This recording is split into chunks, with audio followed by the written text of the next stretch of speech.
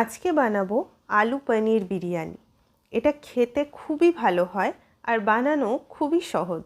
এর জন্য প্রথমে সাদা তেলের মধ্যে কিছুটা কুচি করে রাখা পেঁয়াজ ভালো করে ভেজে নিতে হবে।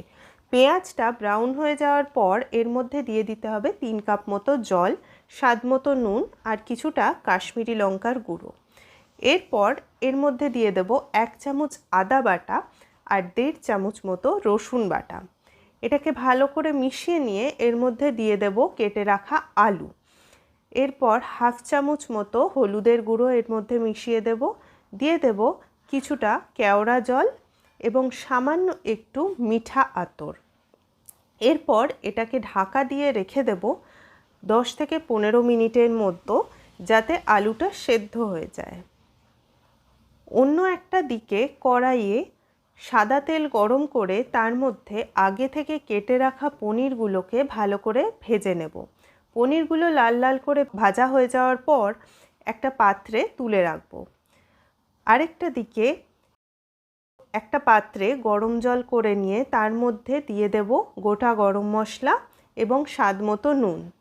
এরপর আগে থেকে ভিজিয়ে রাখা চালটা এর মধ্যে দিয়ে দেব। একটা বাটিতে জলের মধ্যে দিয়ে দেব 2 চামচ গোলাপ জল এবং 2 চামচ কেওড়া জল আর অল্প একটু মিঠা আতর। এখানে ভাতটা ফুটে গেছে আর এখানে দুধের মধ্যে কিছুটা কেশর মিশিয়ে আমি রেখে দিয়েছি।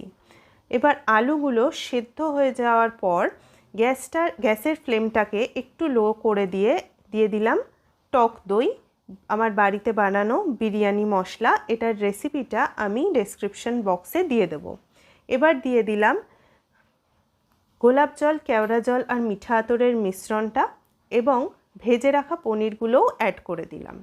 এবার কিছুটা ভাত ওপর থেকে দিয়ে দিলাম এবং তার ওপর দিয়ে দিলাম দুধ আর কেশরের মিশ্রণটা।